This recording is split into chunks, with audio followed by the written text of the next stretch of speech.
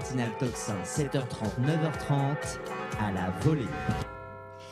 Et à la volée, je suis très heureuse en cette journée de l'Europe, le saviez-vous, de recevoir mes deux invités, Guilain Benessa et Guillaume Bigot. Bonjour à vous deux. Bonjour Clémence. Bonjour Clémence. Et bonjour à tous. Guilain Benessa est avocat, docteur en droit et philosophie. Guillaume Bigot, politologue, éditorialiste sur CNews et Sud Radio. Et puis surtout, vous publiez ensemble ce livre « On marche sur la tête, la France, l'Union européenne ». Et les mensonges aux éditions L'Artilleur, avec une couverture assez amusante, assez évocatrice évidemment. On voit la France, le panneau France retourné, comme on a pu le voir avec cette crise des agriculteurs sur laquelle on va revenir évidemment. Alors je le disais en introduction, nous sommes le 9 mai, c'est la journée internationale de l'Union européenne qui est célébrée, paraît-il, dans toute l'Union européenne. Alors on n'a pas l'habitude ici de célébrer particulièrement les fêtes européennes, mais évidemment c'est pour nous l'occasion de démonter plutôt le mythe européen. Et il faut savoir que donc cette journée célèbre la déclaration Schuman du 9 mai 1950, où donc Robert Schuman, à l'époque ministre des Affaires étrangères, propose la création d'une communauté européenne du charbon et de l'acier, rappelez-vous, la fameuse CECA. Alors je vous cite le début de son discours. « La paix mondiale ne saurait être sauvegardée sans des efforts créateurs à la mesure des dangers qui la menacent. La contribution qu'une Europe organisée et vivante peut apporter à la civilisation est indispensable au maintien de relations pacifiques. En se faisant depuis plus de 20 ans le champion d'une Europe unie, la France a toujours eu pour objet essentiel de servir la paix. L'Europe n'a pas été faite et nous avons eu la guerre. Donc, comment éviter la guerre ? Eh bien, nous formons le CECA. Autant dire qu'aujourd'hui, on est quand même très très loin de cette déclaration de Schuman, Guillaume Bigot. C'est beau, c'est très émouvant. Je pense que M. Schuman était donc pour la paix, il était pour la prospérité et je pense qu'il était aussi contre le cancer. Et peut-être même, on pourrait rajouter qu'il préférait quand il y avait du soleil plutôt que de la pluie. Voilà, donc c'est vraiment une infantilisation de la politique, une infantilisation de la démocratie, que de proclamer comme ça des attachements à des grands principes qui, de toute façon, réunit absolument tout le monde. Oui, mais bon, là, vous rigolez, mais on peut comprendre qu'en 50, donc 4 ans après la fin de la Seconde Guerre mondiale, tout le monde est cassé par cette guerre. On se dit plus jamais ça, la der des der. Et donc, on se dit, on va mettre en place ce système économique pour éviter des affrontements politiques. D'ailleurs, c'est un peu la fin du politique également. Je vais laisser mon co-auteur aussi vous donner son point de vue, Bien mais très rapidement, je pense qu'on est au lendemain de la Seconde Guerre mondiale et que justement, les Français n'ont pas nécessairement envie de faire un pays, de faire un État avec des gens qui sont responsables de l'assassinat gratuit de 2 millions d'enfants et de 6,5 millions d'innocents et qui ont déclenché une des plus grandes et une des plus épouvantables guerres de l'histoire. L'idée que l'Allemagne a été libérée du nazisme n'est pas du tout une idée présente dans les esprits. D'abord, contrairement à ce qu'on nous raconte aussi, la France a perdu pratiquement autant de soldats, de résistants en uniforme ou pas en uniforme, de combattants face à l'ennemi nazi que les Américains. Et ça, à l'époque, les Français le savent très bien. Et donc, c'est un pays combattant, c'est un pays en guerre qui n'a jamais cessé de lutter contre l'Allemagne nazie, contrairement à la classe dirigeante, qui s'est libérée. Et donc, l'opinion publique n'est pas dans une optique de fusionner d'une certaine façon avec l'Allemagne, et plutôt dans une optique de se méfier, et ce sera ça d'ailleurs l'échec de la communauté européenne de défense.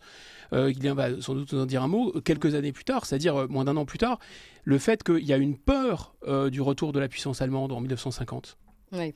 Donc depuis le début, mensonge et surtout finalement dichotomie entre ces déclarations pro-européennes et le peuple. Guilain Benessa. Très simple, sur la question de la grande fabrique de pourquoi l'Europe, ce qui va devenir l'Union européenne.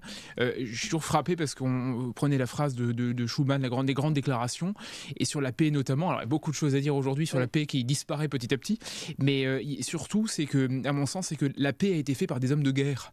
C'est-à-dire, De Gaulle est un homme de guerre, un homme qui s'est révélé dans la guerre.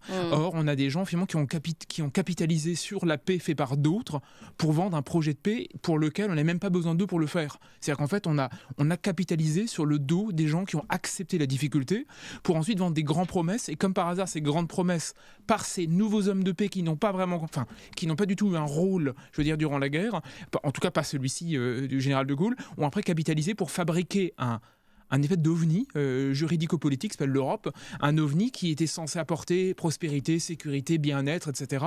Et on s'aperçoit que rien n'a fonctionné comme prévu. Oui. Et surtout, ça, je pense que c'est vraiment ce qu'on voulait, à mon sens, et Guillaume en parlera également. L'objet de ce livre, c'était justement de démonter ça, c'est-à-dire de dire que, bon sang de bonsoir, on nous vend des promesses depuis très longtemps.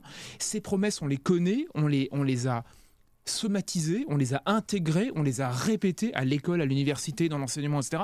Et on s'aperçoit, 70 ans plus tard, que toutes ces promesses n'ont jamais été tenues, ce qui veut dire que si on fait un commentaire de texte entre les intentions initiales et la réalisation au final, si c'était un étudiant que je vais noter à l'université, il aurait 0 sur 20. C'est-à-dire qu'en concrètement, on est arrivé à l'inverse de ce qu'on a annoncé. En gros, c'est un jeu presque, c'est une compétition, une mise en concurrence généralisée qui a abouti à des résultats exactement inverses à ce qu'on nous avait fait croire il y a 70 ans. Sauf que malheureusement, on n'a pas le droit de noter l'Union européenne. Exact, Non, c'est une difficulté. Mais je voulais ajouter un point clé, je ne sais pas, mais un point bref, en tout cas sur la question de la guerre et de la paix, parce qu'on a démarré comme ça, et ça permet de tordre le cou à une des plus grosses fake news au sujet de l'Union européenne, qui permet de vendre, de fourguer l'Union européenne, qui est à notre sens, telle qu'elle existe en tout cas, est une denrée de contrebande. C'est-à-dire l'idée que l'Europe, c'est la paix, et que c'est l'Europe, l'union des peuples européens qui a permis la paix. Alors au point d'arriver, ce n'est pas vrai, puisque Mme von der Leyen ne cesse de plaider pour rien d'autre que pour la guerre. On va peut-être y arriver, mais Ursula von der Leyen est en train de défendre son propre Bien sûr, département. mais surtout l'idée que l'Europe maintenant, c'est la guerre, c'est un appel permanent à la guerre, puisque l'Ukraine est en guerre, l'Ukraine c'est l'Europe, l'Ukraine est au cœur de l'Europe. Non, l'Ukraine, là où ça se bat dans le Donbass, à 3000 km de Paris, c'est-à-dire à la même distance que Gaza. Mais peu importe, dans le fantasme européiste, c'est le cœur de l'Europe. L'Ukraine étant dans la salle d'attente de l'Union européenne, ça devient notre guerre, donc il faut y aller et il faut envoyer des hommes au sol. Donc on reviendra sur cette question, mais on voit bien que l'Europe c'est la paix, on arrive au point d'arrivée, le point d'arrivée, c'est l'Europe c'est la guerre. Mais surtout à l'époque, et même ce qui s'est passé pour obtenir la paix, parce qu'il a bel et bien eu la paix depuis 1945 jusqu'à l'invasion de l'Ukraine par Vladimir Poutine, il a bel et bien eu la paix. Si on met de côté quand même la guerre en Yougoslavie, qui n'est pas tout à fait un point de détail. Et donc là, qu'est-ce qui s'est produit ? Qui est responsable du maintien de la paix depuis 1945 ?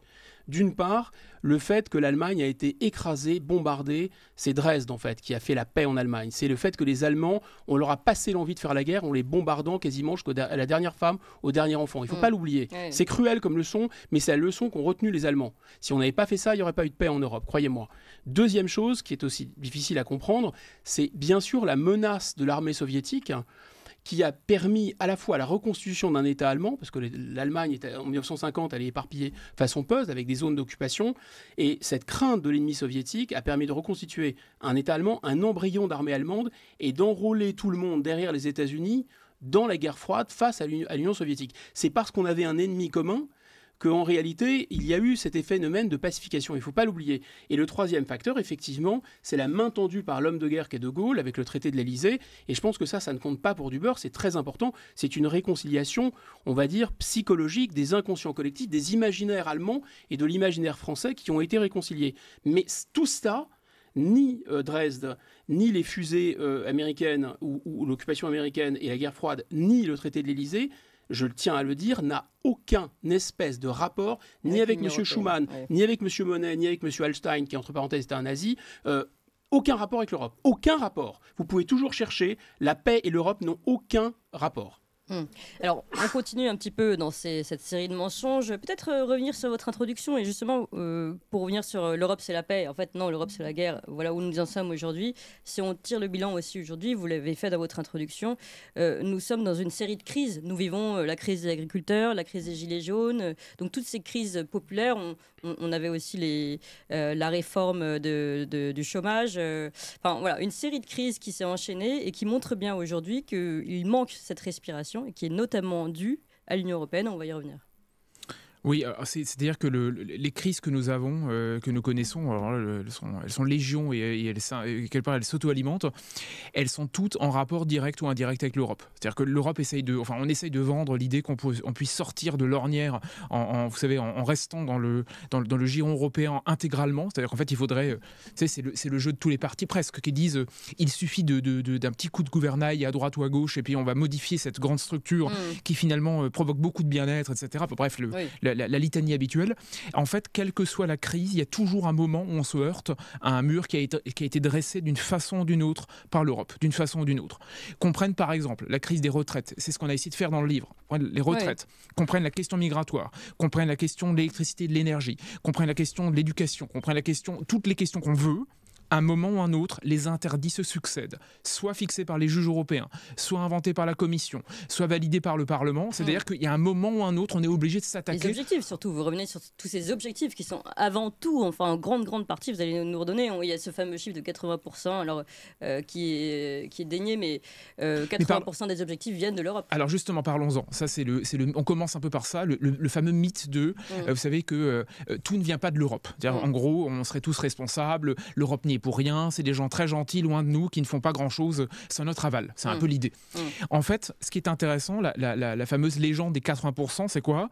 C'est que l'idée, c'est que on nous dit souvent, en fait, les fameuses directives européennes dont on a parlé avec les agriculteurs, les fameuses directives, elles sont moins ensevelissantes et moins destructrices que prévu. Et en fait, même les européistes sont obligés de reconnaître que dans plein de domaines, notamment l'environnement ou la question agricole, on a des directives qui fixent à 80% minimum, on pourrait même monter un peu parce que là il y a des hiatus de chiffres, mais peu importe. En gros, plus de 3/4 de la politique française est conduite directement ou indirectement par des directives européennes qui nous obligent à aller vers un objectif ou vers un résultat à atteindre. Ce qui veut dire que qu'on le veuille ou non, ça s'appelle de la tutelle, ni plus ni moins, et que quel que soit le domaine, encore une fois, cette tutelle, elle est toujours là. Donc on est obligé d'attendre, si vous voulez, le fin mot du maître nageur de l'Union européenne, qui est le maître nageur, qui nous autorise ou non à rentrer dans la piscine. Mais si on n'a pas l'aval de maître nageur, on ne peut pas légiférer, faire la loi, etc., ou faire des règlements. On est obligé de s'en remettre à la tutelle d'en haut. Et si on ne le fait pas, et c'est un sujet que vous connaissez très bien, absolument, les juges, notamment européens,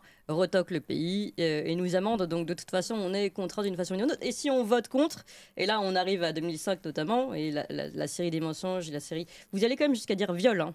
Oui. Je vais reprendre exactement votre phrase pour pas... vous dites, l'histoire de l'Europe est celle d'un viol.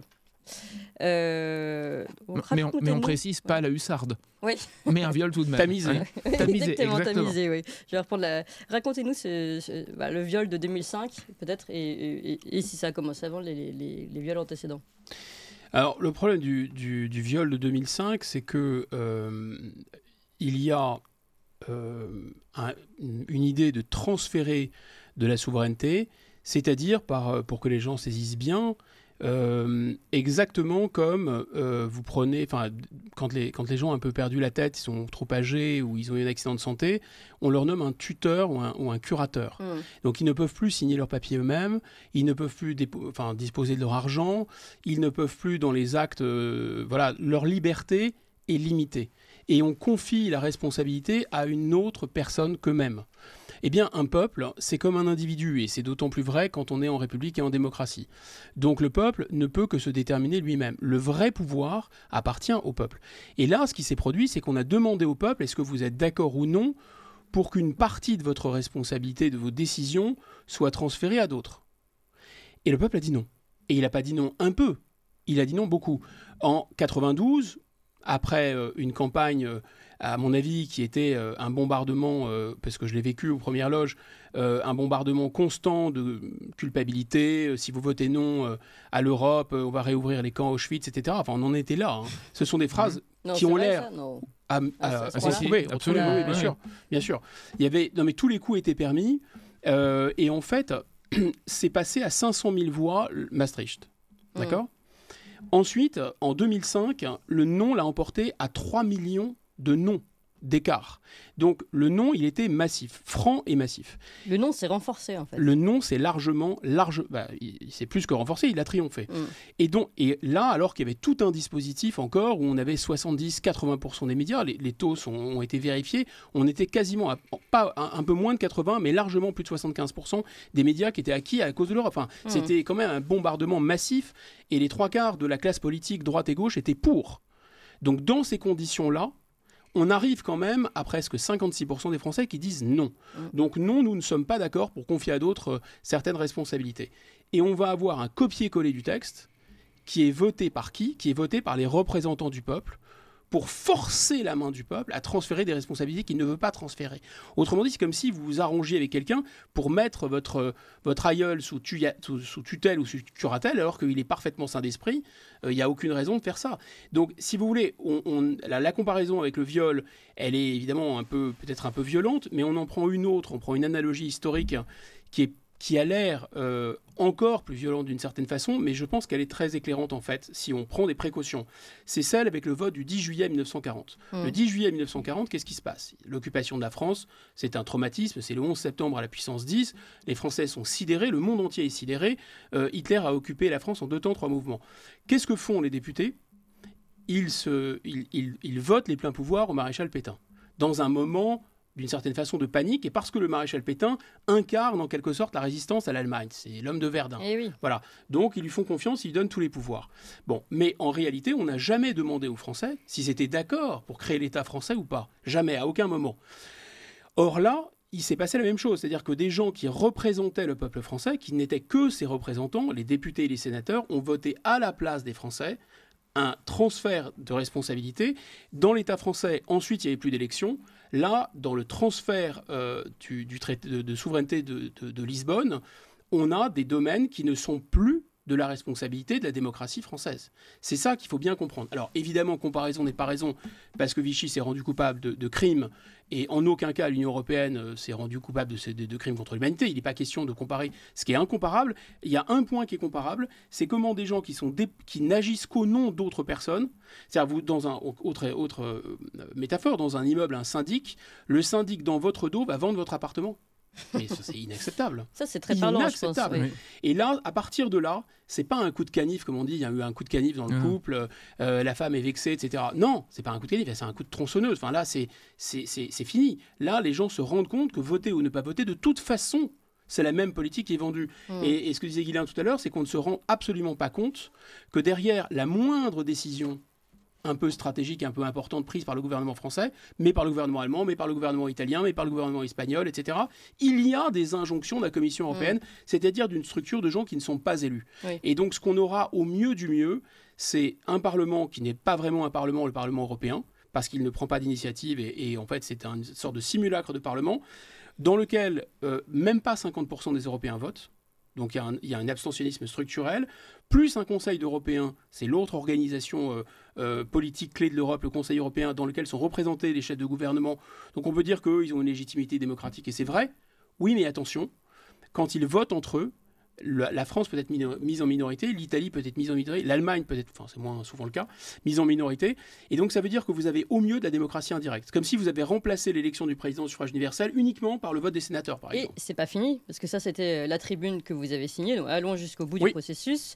L'appel de 50 personnalités pour un référendum sur le tour de vis fédéraliste de l'Union européenne, c'était une tribune dans le Figaro du 23 avril dernier, donc que vous avez signée. Je sais, Guylain Benessa, que de tout cœur vous étiez avec cette tribune, mais vous ne l'avez pas signée, où vous revenez justement sur ce danger. Et alors c'est intéressant parce que finalement on voit le même processus entre guillemets de 2005-2007. Là, ils tentent de passer par un passage, ça marche pas au niveau européen, pas encore en tout cas. Donc ils sont aussi en train de passer la même résolution au niveau national. Vous allez nous expliquer, Guillaume Bigot. Je cite juste un extrait. Oui. L'Union européenne n'en finit plus de dériver vers une supranationalité écrasante. Par 2 fois au niveau européen, au niveau national, une résolution a été adoptée pour généraliser la règle de la majorité qualifiée des pays de l'Union européenne. La résolution n'a pas de valeur contraignante, mais on voit cette tendance, la majorité absolue serait remplacée par une majorité qualifiée, annulant le droit de veto et le pouvoir de blocage des États considérés comme récalcitrants. Voilà ce qui se joue. Et donc vous parlez bien de ces 2 strates. On tente de le passer au niveau européen et on tente de le passer au niveau national. C'est-à-dire que dans l'organisation très étonnante et très surprenante qu'est l'Union européenne, parce que ça ne ressemble en fait à rien de ce qu'on connaissait au plan institutionnel, c'est pas un empire, c'est pas une cité, c'est pas une démocratie, ça démarre comme une organisation internationale qui doit régler des traités de commerce et du libre-échange et un peu aider... Au nom de la paix. Voilà, au nom de la paix, parce que le commerce va générer la paix, c'est bien connu, et on va un peu aider les agriculteurs, c'est la politique agricole commune. En fait, c'est ça, au fond, c'est une organisation internationale qui gère des tarifs extérieurs douaniers communs et qui gère un peu une aide aux agriculteurs. Ça démarre comme ça à l'Union européenne. Et maintenant, ils prétendent être un État. Donc un État effectivement sans peuple, un État quasiment sans élection, parce qu'à partir du moment où il y a eu ce fameux viol, dans tous les pays européens, les gens vont se détourner de plus en plus des élections puisqu'ils se rendent compte de toute façon que le volant démocratique, il est bloqué, qu'il y a un GPS qui est contrôlé par la Commission de Bruxelles et donc on peut tourner dans un sens, on peut tourner dans l'autre, ça va toujours dans la même direction. Oui. Quelqu'un a pris le contrôle du volant. Donc vous voyez, le système est auto-alimenté parce que ça alimente l'abstention. Ça alimente le fait qu'on se détourne du bien public, de la démocratie. Quand on parle de souveraineté, quand on parle de nation, il faut surtout, à mon avis, parler de démocratie. Ce qui est très important, c'est que c'est un viol démocratique. Oui. L'Union européenne, c'est un désherbant de la République. C'est une machine à piétiner les principes de la République. Et l'ironie, c'est que les gens qui défendent l'Union européenne ne cessent de parler des principes de la République, de la défense des principes de la République. Mais en fait, les principes de la République française, ils s'essuient les pieds dessus matin, midi, soir. Ce qu'est profondément l'Union européenne, je vais vous dire, c'est une machine à décapiter le peuple français. Ouais. C'est une machine, en fait, à faire la Révolution française à l'envers. Alors, un sujet évidemment qui vous touche tous les deux, vous aviez tous les deux écrit dessus, populophobie, le gouvernement de l'élite par l'élite, pour l'élite, ça c'était pour vous, Guillaume Bigot. Et comment faire taire le peuple, le référendum impossible, aux éditions L'Artilleur. Guilain Benessa, évidemment, tout ça vous parle plus que jamais. En fait, sur la question de la relation entre démocratie et Europe, il y a un système de vase communicant entre la folie européenne et la renonciation française, entre une espèce de, vous savez, d'ailleurs on le fait dans le bouquin, on fait un lien direct entre la façon dont les élites européennes et françaises discutent, dialoguent et finalement fabriquent une machine qui s'interpénètre. Tout le monde est un peu responsable. Et tout le monde, évidemment, pro-européen est un peu responsable. Il y a toujours quelque chose qui me frappe, et vous m'aviez invité pour en parler, Clémence, je crois. C'était une trajectoire que j'essayais de montrer dans mon précédent bouquin sur la question référendaire, exactement, et sur les 3 référendums français sur l'Europe. On en a 3. On parle souvent de 2 référendums, 92-2005, et effectivement, on a tendance, Guillaume a raison, de parler de coups de canif souvent un peu trop rapidement, trop brièvement sur 2005. En fait, c'est archi faux, dans la mesure où, si on prend les 3 référendums, qui sont en 72, le référendum sur l'accroissement de l'Europe, enfin sur l'extension de l'Europe à la question notamment de la Grande-Bretagne, 92 qui est Maastricht, 2005 qui est la Constitution européenne, chaque fois les Français votent de moins en moins pour l'Europe. En gros, en 72, ils sont pas très emballés, mais à l'époque, l'Europe a quand même bonne presse, hein, ça va, pourquoi pas, De Gaulle vient de filer, etc., pourquoi pas. En 92, il y a franchement une résignation teintée de c'est très dubitatif, ça passe à pas grand-chose. Mais malgré, ça reste encore un projet d'ailleurs. Exactement, mais ça reste encore un projet. Mais Maastricht passe à pas grand-chose puisque les Français ont failli le congédier malgré la grosse caisse, je veux dire, médiatique. Guillaume disait tout à l'heure, les camps de concentration, et une phrase très simple de 92, on a notamment dit que voter non à Maastricht, ce serait donner le meilleur des cadeaux à Hitler. Dans les colonnes du Figaro en 92, ça c'est clair. Oui. Et donc en 92, ça passe à pas grand-chose. Et alors en 2005, on verrouille la chose. On a un 3e référendum, le grand sur l'Europe, on va dire le dernier en date en tout cas, où cette fois-ci les Français votent massivement contre l'Europe. Donc là, le ratio, il est net. 3 millions de voix en plus, la chose est claire. Ma théorie est simple, pas une théorie, c'est que, en fait, une fois qu'on a dit, qu'on a mal voté, ou que les Français ont trop mal voté, il s'agit cette fois-ci de faire le nécessaire pour que ça n'arrive plus. Donc en gros, plus de votes, plus de référendums, et il faut verrouiller la machine, donc de surtout pas rouvrir l'Europe à la question du référendum, ça c'est clair. Et en plus, je pense, comme par hasard, l'Europe, en parallèle, invente des mécanismes, notamment des majorités particulières, des majorités renforcées, des systèmes, notamment judiciaires, avec les juges sont dans la barque, hein, oui. Mais on invente en parallèle le nécessaire pour que l'Europe en soit, au niveau même purement européen, et les armes pour ne surtout plus demander finalement qu'est-ce que fabriquent les pays, les États et les peuples. Oui. Donc en fait, en parallèle, on flingue le référendum, on dit on ne peut plus l'utiliser, on a tout inventé aujourd'hui pour interdire presque le référendum, le rendre impossible, et en même temps en Europe, dans cette démocratie folle post-nationale où effectivement les institutions fonctionnent de façon opaque et invraisemblable, et d'ailleurs on a du mal à se représenter ce qui signifie une démocratie européenne parce qu'il n'y en a pas vraiment. En réalité, en parallèle, on met en place des outils pour faire le nécessaire pour que précisément on verrouille tout sans l'assentiment de personne. Il y a une opacité. Exactement. Et il faut que le pouvoir soit invisible. Il ne faut pas que les fils soient visibles, en fait, les fils de l'Europe. Et quand vous avez la réforme des retraites, on l'explique, c'est parce qu'il y a une grande orientation de politique économique très important que vous le rappeliez, ça. Réforme nationale, France, etc., où l'Union européenne dit, écoutez, vous voulez votre argent, si vous voulez votre argent, il faut réformer le système de retraite. Donc ça a l'air d'être une initiative du pouvoir français, c'est pas du tout une initiative du pouvoir français. Ils sont téléguidés. quand Mme Meloni dit on va accueillir 450 000 migrants d'ici 2025, ça a l'air d'être une initiative de Mme Meloni qui dit tiens, finalement, je ne m'étais pas rendu compte dans ma démagogie avant les élections et en réalité, maintenant, je me rends compte que mon économie a besoin de migrants. Mais pas du tout. C'est simplement un chantage qui a été exercé par la Commission européenne en disant tu veux ton pognon, mais dans ce cas, il faut que tu fasses ce qu'on te dit.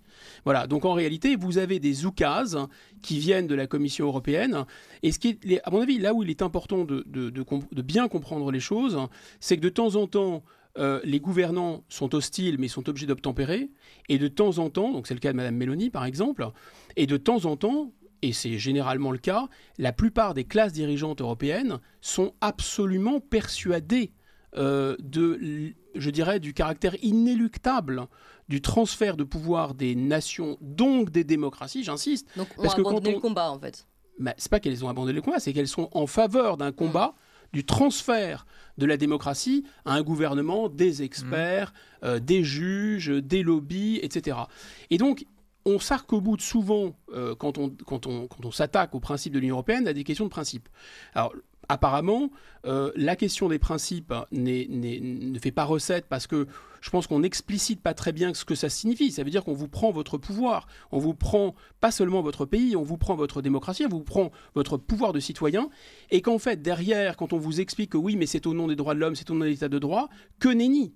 En fait, la démocratie, les droits de l'homme, et l'état de droit, c'est un bloc, c'est un package. Ce package, il est donné par la Révolution française, ou il est donné par d'autres sources, disons, constitutionnelles dans l'histoire des pays européens. Chez nous, on va dire, pour faire simple, c'est 1789, et tout ce qui s'y attache, qui a été repris par Bonaparte et ensuite solidifié par la suite, c'est-à-dire que le droit de propriété, le droit de la liberté d'expression, les droits de l'homme, l'état de droit, le fait qu'on ne vous jette pas en prison, c'est lié au fait que vous avez le droit de vote. Si on sépare le droit de vote, on dit bon, le droit de vote maintenant c'est pour rire. Le fameux droit de gruyère. Voilà, voter. J'ai bien appris ma leçon. Exactement. C'est un très bon prof.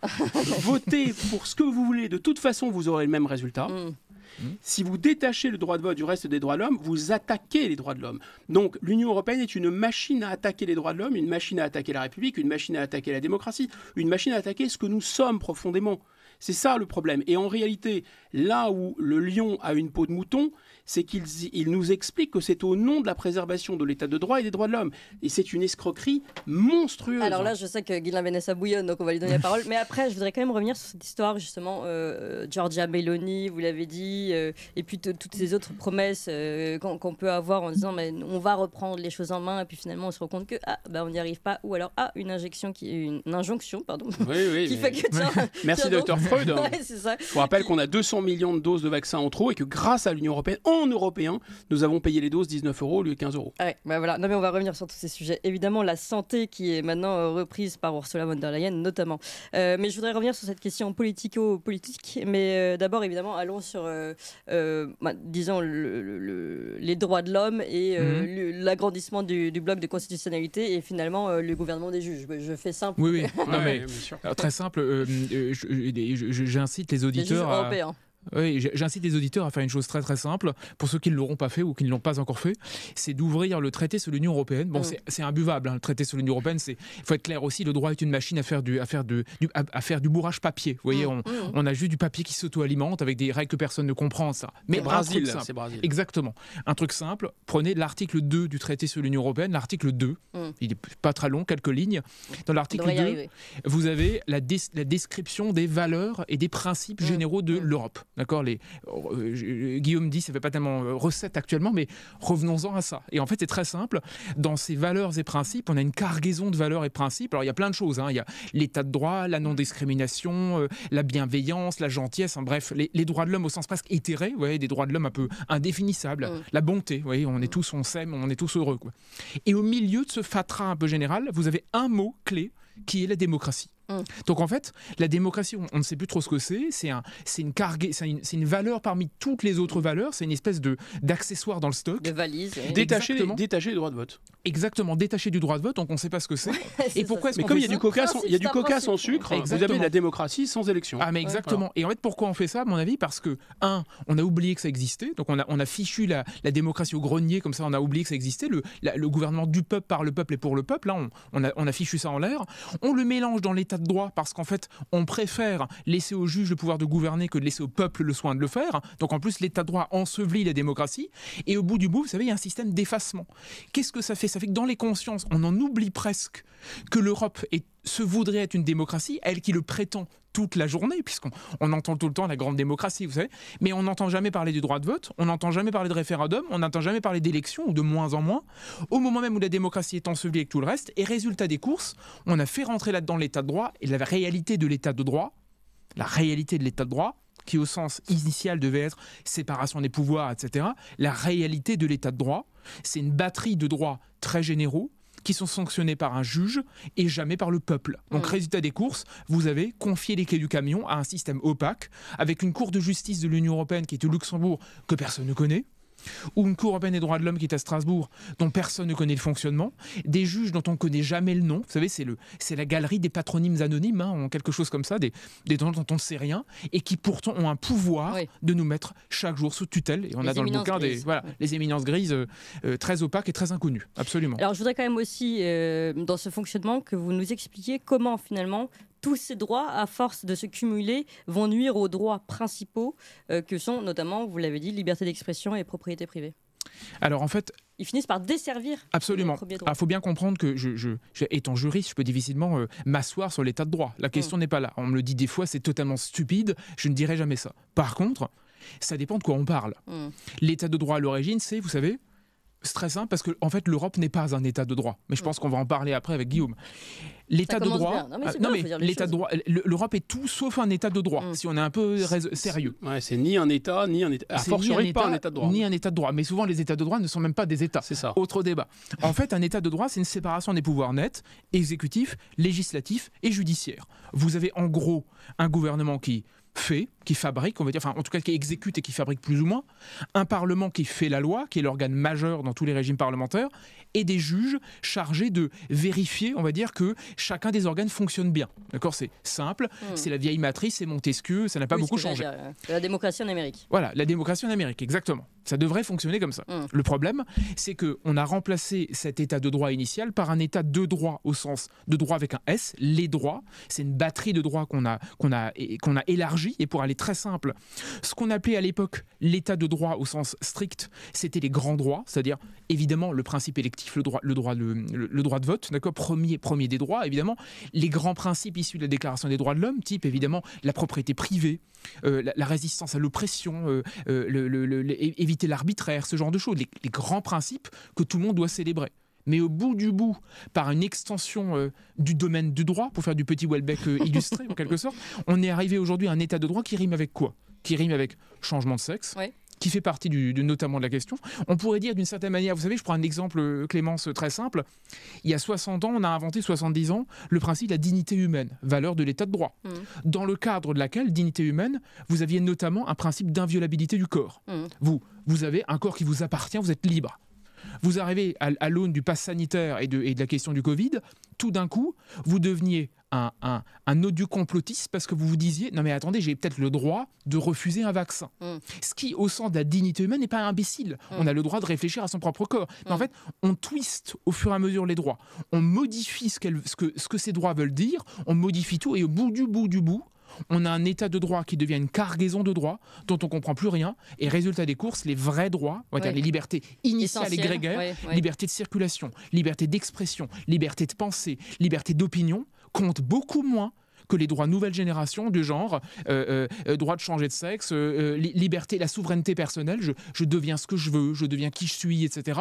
Alors que les libertés initiales, on s'en fout petit à petit. Je dirais même pas qu'on compte moins, je dirais qu'ils sont annulés par les nouveaux droits. Et même quand il y a une concurrence entre les deux, c'est souvent les derniers droits qui gagnent. Alors Guillaume Bigot, je ne sais pas si vous voulez rajouter quelque chose sur ce que vient de dire. Juste une boutade, c'est que il y a des constitutionnalistes qui, pour expliquer ce qu'était le parlementarisme, disaient le Parlement anglais a tous les droits sauf changer un homme en femme. Bon, à l'arrivée de ce processus d'européanisation, on n'a plus aucun droit, sauf peut-être celui d'exiger d'être transformé d'homme en femme ou de femme en homme. Bien vu.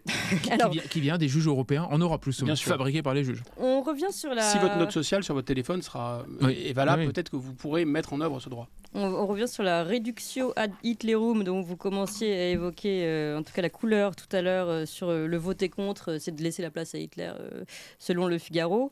Vous allez plus loin et vous parlez de la diabolisation des partis en général, tous ces partis qui peuvent énoncer un doute sur la place de l'Union européenne, et vous citez notamment évidemment le Rassemblement national. Alors on va aller un petit peu plus loin, parce que justement le Rassemblement national aujourd'hui il a un petit peu oublié aussi ce combat-là, et ceux qui en revanche pourraient être des partis véritablement considérés comme souverainistes, en tout cas posant la question de la place de la France dans l'Union européenne, on ne les entend même pas sur les plateaux télé, Guillaume Bigot. C'est tout à fait vrai, mais je pense que ça nous renvoie au fait que les arguments déployés contre l'Union européenne ne touchent pas les bonnes cordes sensibles. Le peuple français est animé est très catholique en réalité. Catholique en grec, ça veut dire universaliste. Il y a vraiment un fond universaliste dans notre façon de voir et de penser. Si on revient à notre histoire profonde, nous sommes le premier État-nation du monde qui a été fondé par des souverains, des rois français qui luttaient contre le Saint-Empire romain germanique et qui ont inventé cette idée qui est que le roi de France est empereur en son royaume. Et donc il y a quand même une dimension de particularisme. La France est unique, la France a des frontières, la France défend ses intérêts, mais il y a une dimension de au nom d'une vision de l'universel, plus universelle que le Saint-Empire. Alors pourquoi faire ce long détour ? Et parce qu'en fait, je vous explique, parce qu'en fait, aujourd'hui, l'Europe préempte cette idée de la générosité, de la grandeur, de la force et de la valeur universelle. Voilà, et de la projection. L'Occident. Voilà, et c'est vendu au peuple français. Et les élites se sont auto-persuadées de la grandeur de l'Europe en France. C'est peut-être d'ailleurs le seul pays qui croit réellement à l'Europe. C'est le seul pays dont les élites sont des dindons de la farce européenne, parce que tous les autres pays utilisent un peu l'Europe comme une auberge espagnole pour défendre leurs intérêts.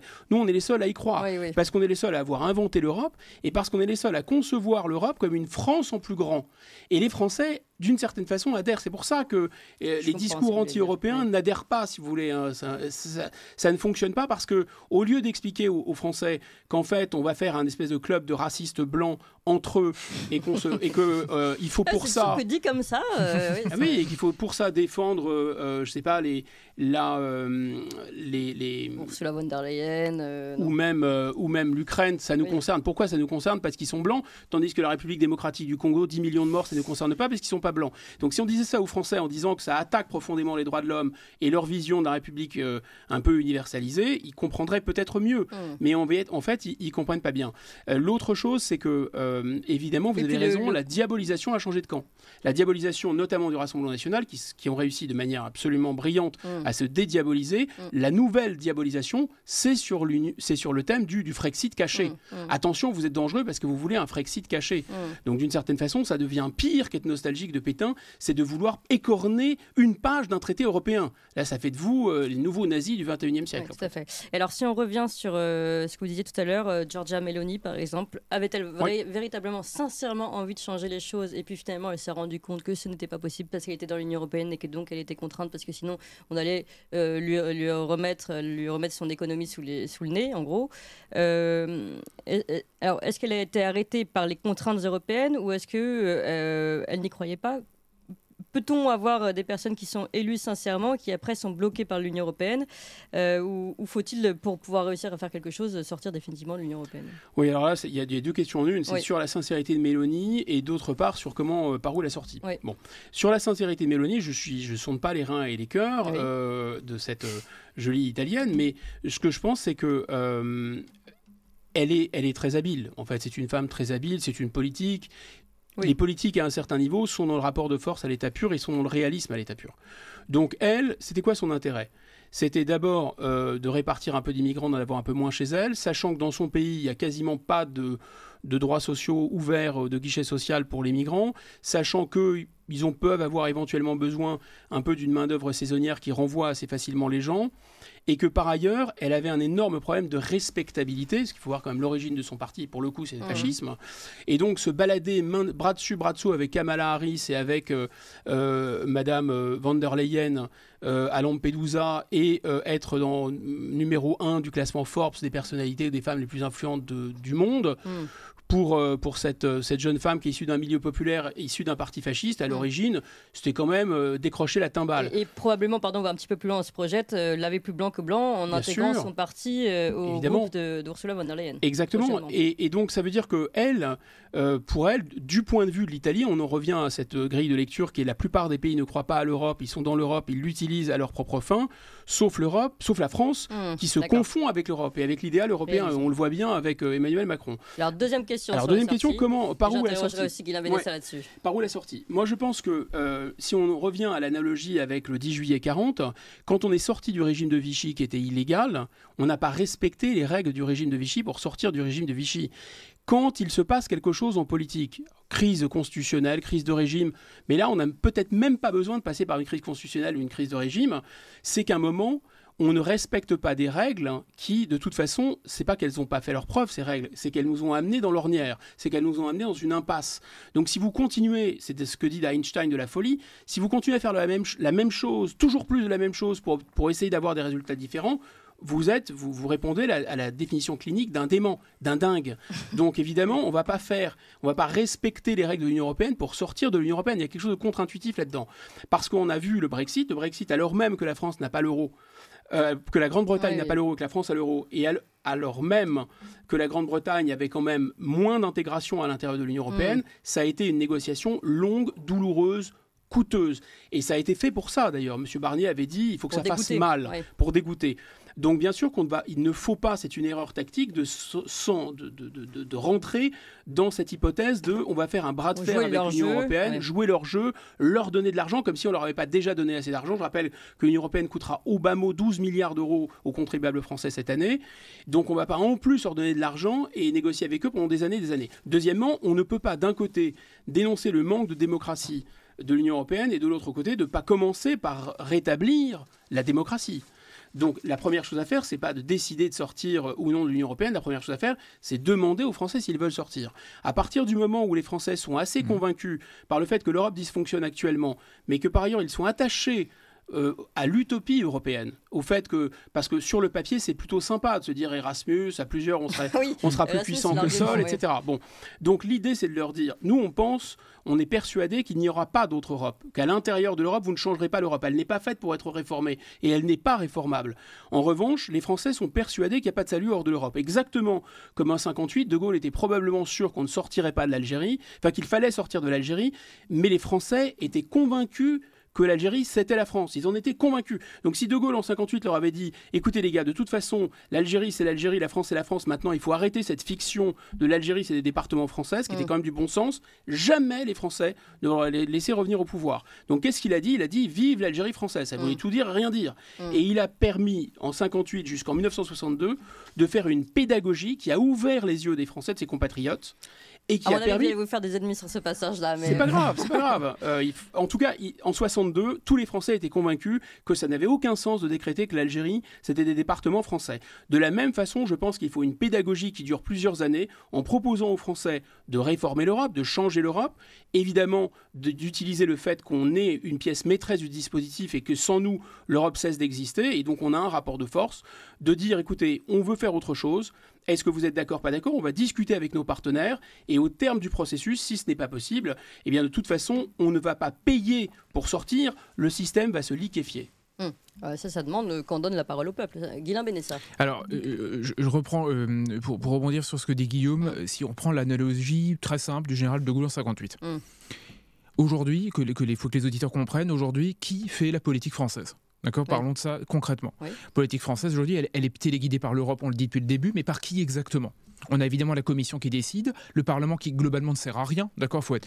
Le Parlement européen est vraiment la plus grande fumisterie que l'Europe nous a inventée, parce que le Parlement ne sert littéralement à rien, mais on fait semblant de faire croire qu'il sert à quelque chose pour donner l'illusion à l'Europe que c'est un régime parlementaire et faire croire aux gens que c'est un modèle légitime. C'est une mystification.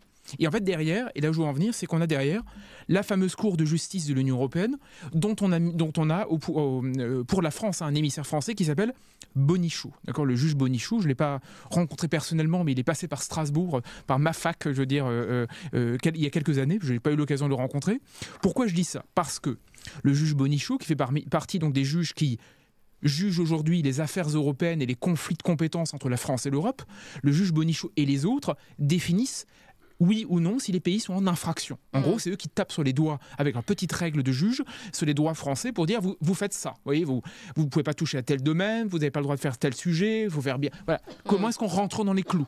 Or, aujourd'hui, dans notre système, si on admet cette espèce d'inféodation européenne et de soumission à l'Europe, d'accord, que tous les partis ou presque ont, ça signifie, je poursuis le raisonnement, qu'Emmanuel Macron, élu par les Français, a moins de puissance qu'un juge nommé à l'intérieur d'une cour que personne ne connaît et qui a été choisi, qui n'a aucun principe de légitimité. Donc, dont on peut parler d'ailleurs de sa carrière, puisque vous le rappelez, passage à Sciences Po, admission à l'ENA, donc vous dites pas fabrique de la pensée Giscardo, Juppéo, macronienne, passion pour le droit européen, intégration au Conseil d'État. Exactement. Donc on a des élites auto-choisies, autoproduites, qui sont mises dans des institutions européennes qui ne sont ni légitimes, à la limite, parlons de sa légalité, mais c'est encore un autre débat, mais qui, quoi qu'il en soit au bout, dictent la conduite des peuples plus que leurs représentants directs qui ont été choisis par le mode de l'élection. Ça veut dire qu'au bout, et ça c'est là je ne comprends même pas qu'on puisse pas avoir cette position qui me semble justement ne pas marcher sur la tête, une position logique, rationnelle, que tout le monde peut comprendre, c'est qu'au bout du bout, un président qui dirait « Je refuse de reconnaître la légitimité de décisions prises par des organes non légitimes, c'est-à-dire je refuse d'appliquer un droit européen qui me marche dessus alors même que je suis moi élu par les Français. » Et que je finance l'Europe. Et que je finance l'Europe, me paraît le début. De manière excédentaire. Exactement, me paraît le début d'une décision constructive dans la mesure où c'est comme, en gros, ça veut dire quoi ? C'est-à-dire que le général de Gaulle n'aurait pas le droit de dire aujourd'hui « Je refuse de reconnaître l'autorité du juge Bonichou », là où même à l'époque il disait qu'il se fichait comme d'une guigne du Conseil constitutionnel parce que lui-même, président de la République, doit décider ou pas des grandes réformes et des grandes inflexions du pays. Ça me paraît être le début d'une décision, enfin d'un débat constructif. Ce président aujourd'hui ne peut pas être élu. Parce qu'on ne voit pas les gens qui pensent comme ça, on ne les voit pas aujourd'hui sur le plateau. Et je reviens à la question que je posais à Guillaume Bigot. Alors, évidemment, là, je vois ce que vous voulez dire, Clémence. Mais je vais répondre clairement, je ne réponds jamais à côté. Vous me connaissez un petit peu maintenant. Je vois ce que vous voulez dire, mais parce qu'il y a deux choses. Je pense qu'effectivement, peut-être que je suis encore plus sceptique que Guillaume, je ne sais pas. Je pense que l'appareil mental de nos élites a été réglé sur la machine européenne, complètement. Plus que, vous avez dit tout à l'heure, Clémence, ils ont abandonné ou ils ont laissé tomber. Je ne sais plus quelle était votre expression, quelque chose comme ça. Moi, je crois devait être très brillant. Non, mais moi je ne crois pas qu'ils ont abandonné ou laissé tomber. Je crois qu'ils n'aiment pas leur pays, profondément. Je pense que la plupart n'aiment pas leur pays, ils s'en foutent. Ils sont dans un régime de l'après-pays, du post-national. On guide tout ça d'ailleurs. Et je pense que du coup, on a même oublié de se sortir l'Europe de la tête pour commencer à réfléchir à l'endroit. Et c'est-à-dire penser France, en fait. C'est peut-être tout bête, mais on a réglé notre faculté de penser sur un logiciel européen. Je pense qu'un président français qui se rappelle que la France compte plus que l'Europe aurait peut-être un minimum l'ambition et le courage de remettre sur la table le sujet. Et pour vous répondre, pourquoi les partis ne le font pas ? À mon avis, un mélange des deux. Il y a de la compromission, il y a de la résignation, il y a de l'abandon, il y a aussi de la séduction, parce que l'Europe c'est de l'argent, c'est des subventions, ça permet à un parti d'exister, ça lui permet d'avoir des sièges. Reconquête aujourd'hui est en recherche de légitimité et de sièges au Parlement parce qu'il n'en a pas à l'Assemblée. C'est clair qu'il faut aussi jouer le jeu. Mais en même temps, moi je crois profondément, on avait déjà parlé tous les deux, que je crois en la rencontre entre l'homme et son peuple. Je pense que quelqu'un qui se lèverait à l'occasion des élections présidentielles, certes, nullement européennes, aurait peut-être quelque chose à faire et à dire pour réconcilier cette France qui, vous voyez, de l'ombre, qui passe par les réseaux sociaux, par cette majorité qui silencieuse, dont on parle souvent, etc., qui peut-être aurait quelque chose à jouer de ce point de vue-là. Par contre, aujourd'hui... ce candidat-là, aujourd'hui, dans les médias actuels, dans le système actuel que nous connaissons. Si on se sort la tête vraiment de l'Europe et qu'on ne pense plus dans les catégories de l'Europe et qu'on cesse d'avoir un discours négatif ou en contre, Oui, c'est possible. C'est possible. Mais encore faut-il sortir vraiment la tête il faut sortir de la tête des énarques, en fait. Il faut sortir de la tête des légistes ou des hauts fonctionnaires qui ont fait la France et qui tiennent encore la politique et qui pensent tout dans les termes qui sont ceux de l'Europe. Parce qu'en fait, l'Europe, c'est comme Madame Bovary, c'est moi, disait Flaubert. L'Europe, c'est nous, en réalité. L'Europe, ce sont les énarques qui ont fait l'Europe à leur image. Donc, sortir de l'Europe, c'est changer de repère orthonormé. Je prends là encore une fois une analogie parce que la pédagogie... c'est parfois faire un pas de côté. Comment le général de Gaulle a repris le pouvoir ? Il a repris le pouvoir parce qu'il a dit qu'il faut renforcer le pouvoir exécutif, qui est trop faible en France, et sortir du parlementarisme. Mais il ne faut pas le faire comme ces imbéciles de royalistes disaient. Il faut le faire parce qu'il y a la nostalgie de la monarchie, de l'Ancien Régime. Il n'y a que ça qui fonctionnait. Vous comprenez, la République, c'est nul, c'est la gueuse. Non, lui, il a fait une synthèse. Il a dit la République, elle peut tenir tout à fait debout à condition de renforcer le pouvoir exécutif. Donc de faire un monarque élu. Voilà, eh bien, d'une certaine façon, ce saut quantique politique, cette synthèse, elle n'a pas encore été formulée clairement. Le jour où elle sera formulée, eh bien, ça marchera de manière très surprenante. Vous verrez que ça marchera de manière très surprenante. Le peuple français se reconnaîtra dans quelqu'un qui portera un discours universaliste, qui rappellera que la France est une puissance mondiale, qui rappellera que si vous prenez les 26 pays de l'Europe... une puissance mondiale. Oui. C'est faux. Vous prenez les 26 pays de l'Europe, vous prenez les États-Unis, la Chine, admettons même l'Inde, etc. Il reste 162 pays qui tiennent tout à fait debout. Si vous comparez la France à ces 162 pays, nous sommes encore une puissance mondiale.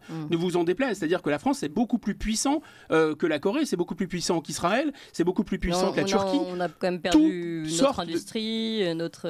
on en a encore plus que la Turquie, on en a encore plus que beaucoup de pays. Et on a surtout les meilleurs mathématiciens du monde encore, on a encore la plus grosse épargne du monde. Si on ramassait l'argent et qu'on l'injectait dans la croissance économique et dans les investissements du futur, la France renaîtrait assez rapidement. En 58, c'est vraiment très étonnant, la France est au point mort. Vous vous rendez pas compte de la nullité de la classe politique en 58, elle est pire encore que la nullité d'aujourd'hui. On est englué dans une guerre civile horrible en Algérie. Le pays est au point mort, l'économie ne marche absolument plus, les gens détestent les politiciens, et quelques mois plus tard, le pays va renaître. C'est ça aussi l'histoire de France. Oui. Et à l'époque, il y avait quand même De Gaulle. Ah, bien sûr, mais De Gaulle n'est De Gaulle que parce qu'il est le représentant et l'émetteur de quelque chose qui le dépasse. Ça aussi, c'est un message qu'il faut envoyer aux politiques d'aujourd'hui, c'est-à-dire que le charisme, parce qu'ils parlent tous de charisme et d'incarner quelque chose, mais le charisme, ce n'est que parce que vous incarnez quelque chose qui vous dépasse que vous avez du charisme. C'est pas en tant que tel que vous avez du charisme. Grâce à un agent de com, Guilain Benessa. Vous savez, très simple, je pense que l'Europe nous a appris à penser mal. Pas que l'Europe, évidemment, mais on a une génération... Penser contre nous-mêmes. Penser contre nous-mêmes. Exemple, Guillaume parlait de charisme. Le charisme, aujourd'hui, la personnalisation du pouvoir, on l'a enseveli à l'aune, vous savez, sous l'égide de comparaisons historiques fumeuses, du genre, le charisme, c'est méchant parce que c'est personnel, donc c'est Hitler. C'est d'une stupidité monumentale, mais maintenant, quelqu'un de charismatique, c'est un problème. Donc on a dépersonnalisé le pouvoir. L'Europe, d'ailleurs, est une machine à dépersonnalisation. On ne sait pas où est le pouvoir, on ne sait pas qui nous dirige, on ne les voit pas trop, et après, on s'étonne et on prend des normes dépersonnalisées également. Exactement. Et après, on s'étonne à ce que les gens décèlent des complots partout. Évidemment, puisqu'ils s'imaginent, ils n'ont aucune idée de qui nous représente. Forcément, ça alimente la machine à fantasmes. Mais vous savez, pour vous répondre clairement sur cette idée de sortie ou non, Brexit, tout ça, le Brexit frappe. Aujourd'hui, et c'est horrible, les Anglais vont tous mourir. Enfin, si on entend la doxa, le Brexit est la pire des choses qui a été inventée dans l'histoire de l'humanité. Leur économie ne se porte pas si mal. Mais c'est mon point de vue que finalement, par rapport aux 12 plaies d'Égypte aux 7 plaies d'Égypte qu'on leur a inventées, ils ne sont pas si mal sortis. Mais une chose simple sur le Brexit qu'on dit beaucoup trop peu, souvent. Après que les politiques aient gueulé contre le Brexit, c'est-à-dire les commissaires européens, Michel Barnier, tous, aient gueulé en disant c'est invraisemblable. Les juges européens ont été saisis de la question. Ils les ont tranchés. Et ils ont dit quoi ? Ils ont dit que les Anglais étaient libres de sortir parce qu'ils sont un peuple souverain. Les juges européens, ceux-là même qui ne voulaient pas entendre parler du Brexit, ont dit, si on prend l'article 50, sur le fond, les peuples souverains peuvent partir à condition de notifier leur décision. Vous savez ce que c'est une notification ? C'est même pas une voie d'huissier. Vous n'avez même pas besoin de signifier par voie d'huissier. Ça veut dire formellement, j'envoie un courrier et je me casse. C'est ça que signifie littéralement un courrier de notification. Je dis ça pourquoi ? Ça veut dire que même les juges européens, tout en haut, ont été obligés, ont été contraints de reconnaître qu'un peuple souverain peut partir, eu égard à la manière dont l'article 50, qui est l'article qui nous permet de sortir, confère le Brexit, existe, la manière dont l'article est rédigé. Ça veut dire que même tout en haut, on est obligé de concéder qu'il subsiste quelque chose qui s'appelle un peuple souverain. Donc, une fois qu'on a ces éléments qui existent déjà, on peut entamer l'idée d'un rapport de force, parce qu'on a en stock des éléments à partir desquels on peut commencer à gueuler, en tout cas à discuter. Mais encore faut-il accepter le courage d'un bras de fer total à l'aune d'un changement de paradigme mental. Ça va contre l'idée, oui, Guillaume Bigot, je vous donne la parole. Ça va contre l'idée qu'on a beaucoup entendue, je ne sais plus si c'est Attali qui l'a dit ou quelqu'un d'autre, vous allez me dire, qui dit en fait on ne peut plus sortir de l'Union européenne. Tout a été fait, les traités ont été ficelés de façon à ce qu'on ne puisse plus en sortir. Ah mais c'est bien le problème. Vous savez ce qui est passé, c'est très simple. Depuis les années 60, l'Europe a été une machine à mettre en place des règles, commission, juge, etc. Je ne rentre pas dans le détail, on en parle un peu dans le livre évidemment, des règles de contrainte, d'une manière ou d'une autre. C'est aller cas un cas, mais ça s'appelle, concrètement ça s'appelle comment ? Ça s'appelle l'effet direct des directives, ça s'appelle la primauté européenne, tous ces mots qui ont été inventés pour fabriquer la substantifique moelle de la superpuissance européenne. C'est pour ça que souvent, quand on me dit aujourd'hui l'Europe est en train de devenir un État, depuis les années 60, l'Europe cherche à devenir cette espèce d'État qui nous gouverne.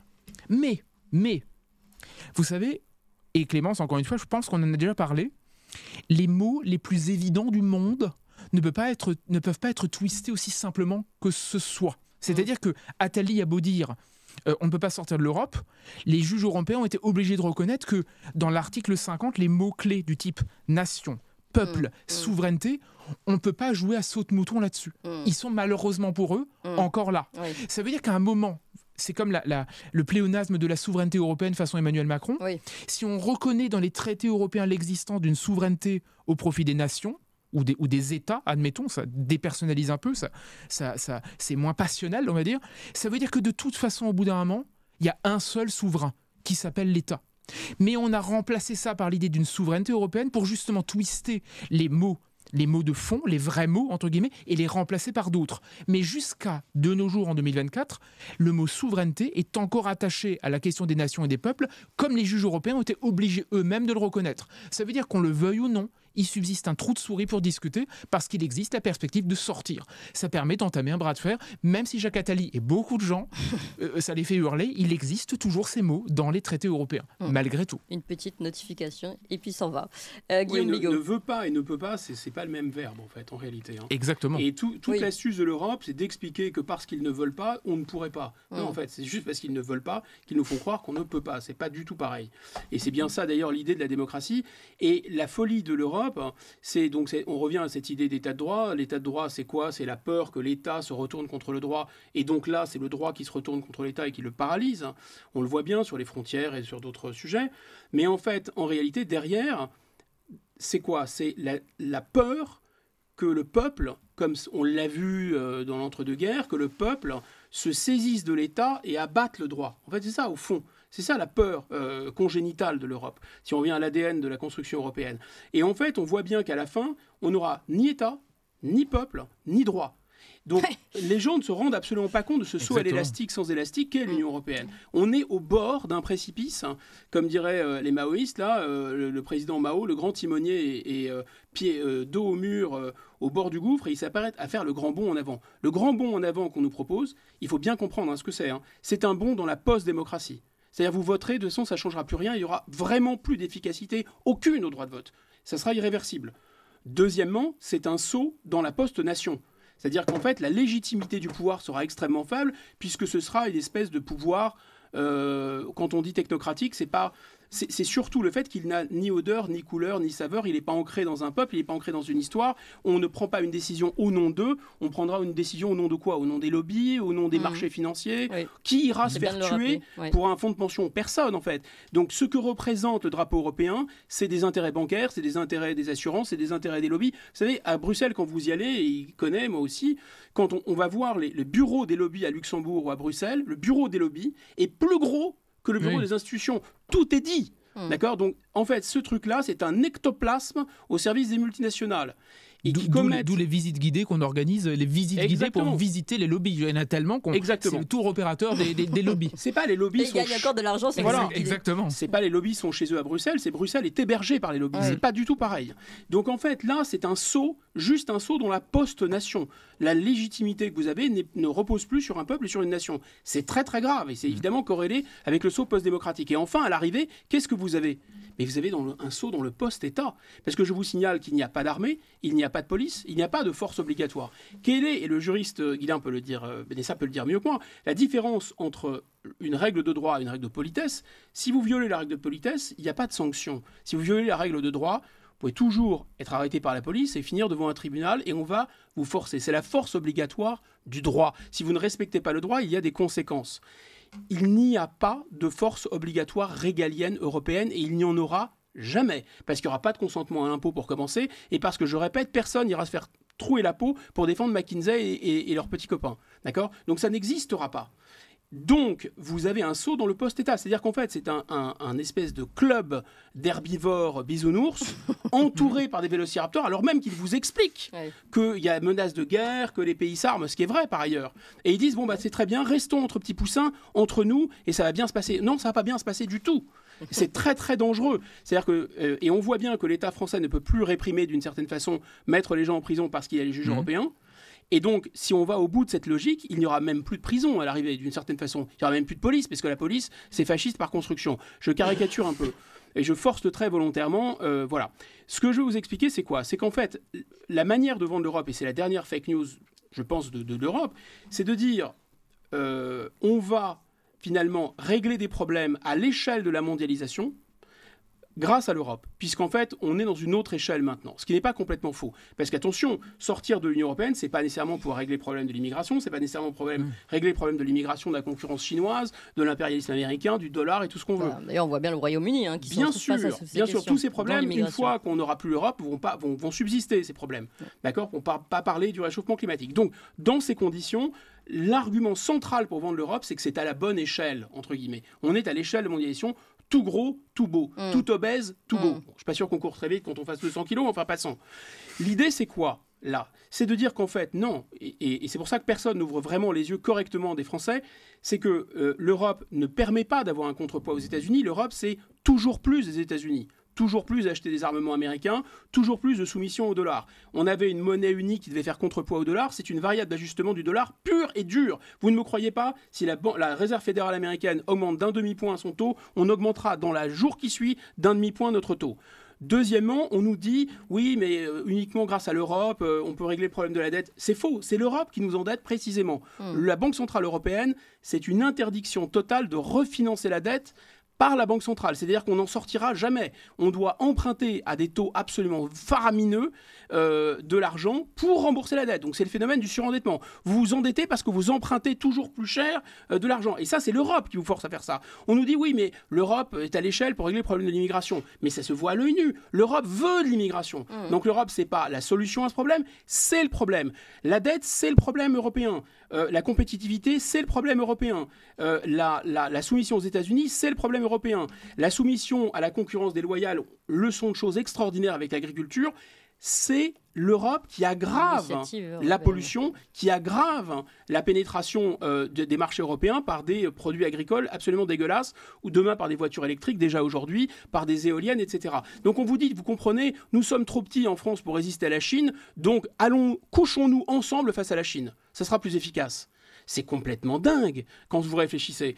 C'est-à-dire que c'est l'idée qu'on serait plus fort ensemble que seul, et en réalité, ensemble, on va s'attacher pour ne rien faire. Ce qu'avait prévu le général de Gaulle, c'est que derrière l'Union européenne, le fédéralisme, disait de Gaulle, dans une conférence de 63, je crois, il disait « Le fédéralisme peut se faire. Si ces gens qui sont des idéologues poussent le bouchon trop loin, ils arriveront à faire leur État fédéral. Qu'est-ce qui va se passer ce jour-là ? Il va se passer que tous les pays européens vont s'attacher les uns aux autres et seront la proie de puissance extérieure à l'Europe. Puisqu'il n'y a pas de puissance intégratrice, il ne peut pas y avoir d'empire en Europe, il ne peut pas y avoir de puissance en Europe. C'est l'histoire de France, c'est l'histoire de l'Allemagne, c'est l'histoire de l'Italie, d'avoir eu un pôle intégrateur et une puissance qui, par les armes et par la force, a créé un État, puis ensuite une démocratie. Là, on veut, sous prétexte de préserver la démocratie, de préserver le droit, abattre la démocratie, abattre l'État, abattre la nation, et on va finir par se soumettre intégralement à toutes les forces prédatrices de la mondialisation. C'est ça, en premier, les la Américains. folie européiste. Le mot de la fin pour vous, Guilain Bénessa. Après tout cela, alors le mot Cette de la fin, avalanche. je pense qu'effectivement, je disais, on a fabriqué un gigantesque, une toile d'araignée en fait démentielle depuis des décennies. En fait, cette toile d'araignée, on la considère comme logique. Donc le problème, je pense surtout, c'est qu'il faut que les Français se rendent compte que l'Europe n'est pas un horizon.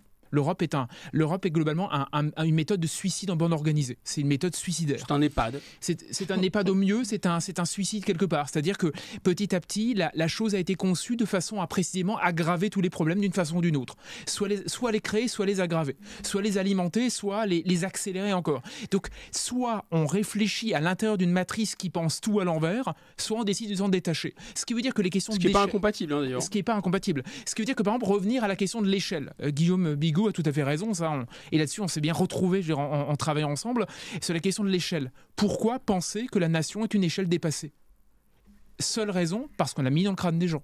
Vous reprenez en main votre nation, vous vous rappelez que ça existe, qu'il a toujours fallu, d'une manière ou d'une autre, une communauté organisée autour de ce qui est devenu, par le fait de l'histoire, la nation. On peut commencer à faire quelque chose. Mais on a désappris, ou plutôt on a appris une propagande qui nous a fait désapprendre le sens même des mots premiers qui fondent le politique.